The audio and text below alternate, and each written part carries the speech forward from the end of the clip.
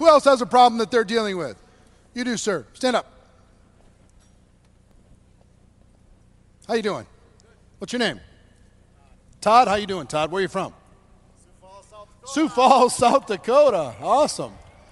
All right, Todd, what's your challenge right now? What are you dealing with?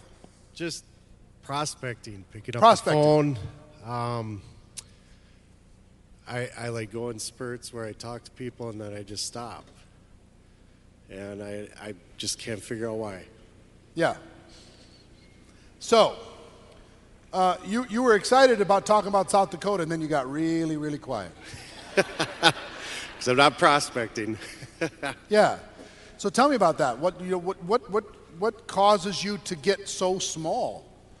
You got really, really small. Did you notice? I did. As soon as the topic prospecting came up, you just went shoo, and you got small. Why?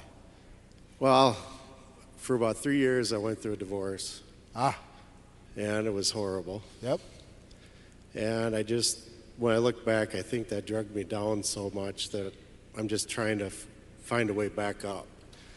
And it's been a very hard struggle. Yeah. When did this happen? It started in 11 and it went through about 14.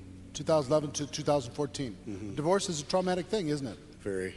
Yeah. It's a loss that you have to deal with. Let me ask you this: was it ultimately the right thing?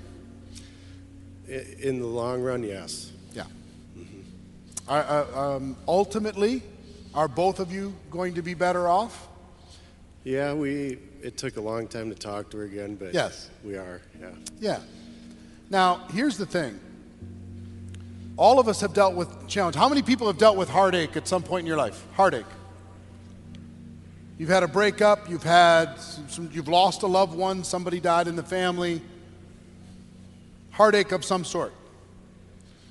The challenge, Todd, is if you live there, yes, then you're going to be in that emotional, traumatic, difficult state for the next 10 years. The decision that you've got to make is how many years do you want to suffer? Yes. I don't want to suffer anymore. You don't want to suffer. How many, because that's the challenge for everybody. How many years do you want to deal with emotional trauma and replay that loop every day to let yourself feel worse, to make yourself feel less confident, right? Right. To buy into, because sometimes there are some harsh words that are said in a divorce, yes? Yes, very. And those harsh words, sometimes we can buy into that and we can accept that as part of our being, right? Yes. Like you're nothing. Yep. You know, like you're a bad person, you're a piece of shit. Yep. Right? Exactly. These words happen in relationships. These words happen, but you can't control what anybody else says, but you can control what you believe. And you can also forgive her and forgive yourself for the mistakes that you've made. Own the challenges that you created in the situation. Own that. Grieve that. But then ultimately, let it go. Yes. Because I will tell you this, until you let this go, yeah. It's all right, man. It's all right. It's okay.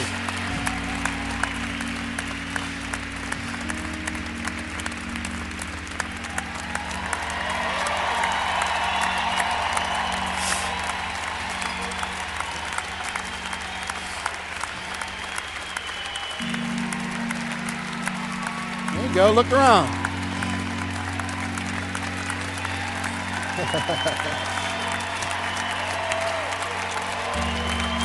All right, Todd.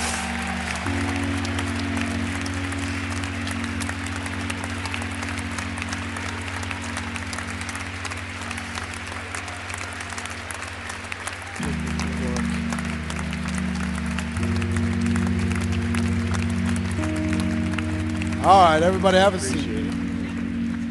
Careful, you might end up with a new girlfriend. Here's the thing, Todd. Sometimes we can take the trauma of life, and I want you to all hear this because you've all had trauma. You've all had loss. You've all had heartache. You've all had tough words. You've all had experiences that you have allowed to define you, and you don't have to let that define you for the rest of your life. You can decide You can decide not to live in a state of suffering. A state of pain and a state of suffering are two different things. Yes, yeah, it is. You can be in pain, but you don't have to be in suffering. Right. Suffering's a choice. And part of what you're doing is just beating yourself up. Day after day after day after day. Yes. And Todd, you look like a little mouse. It's the first time I've talked to 20,000 people. Talk to, I understand. But if you were really free, and if you really put this, you respected it, you don't forget it. It's a piece of your journey. It was important. It's part of your moving forward in life, and you're going to be stronger because of it. You're going to be a better partner to whoever shows up in your life in the future. You're going to learn from this, right? Yes. And if you truly were able to release the suffering, not the pain, but the suffering, what would your body look like? How would you hold your body if you really were able to let it go? Oh, it would be so much of a relief. You see the difference? Yeah.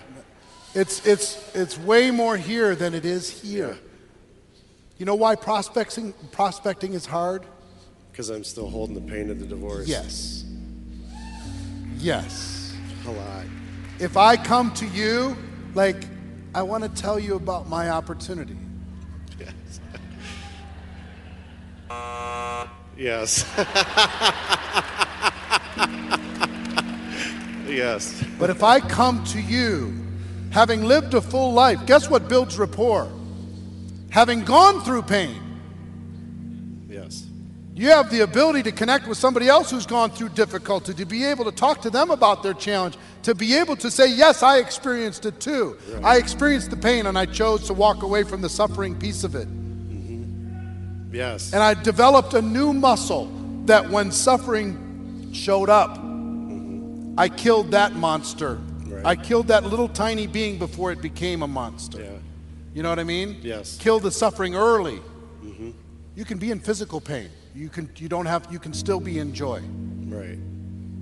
Right? You don't have to accept suffering. So here's what I'm going to tell you, Todd. Okay. The obstacle becomes the opportunity. The obstacle for us was an opportunity to talk about what was the real issue. Yes. The real issue has nothing to do with your opportunity, has nothing to do with your skills, because you'll figure all that stuff out. Right. But when you put your chin up, you put your shoulders back, you put a smile on your face and in your heart, and you go talk to people about an opportunity to flex their entrepreneurial muscle, I promise you, they're going to see the joy in you and not the pain, and they'll be attracted to joy, and they'll be not attracted to the suffering that's happening in your life right now. Wow. Give Todd a big round of applause. I'm proud of you, man. Thank you very much, Phil.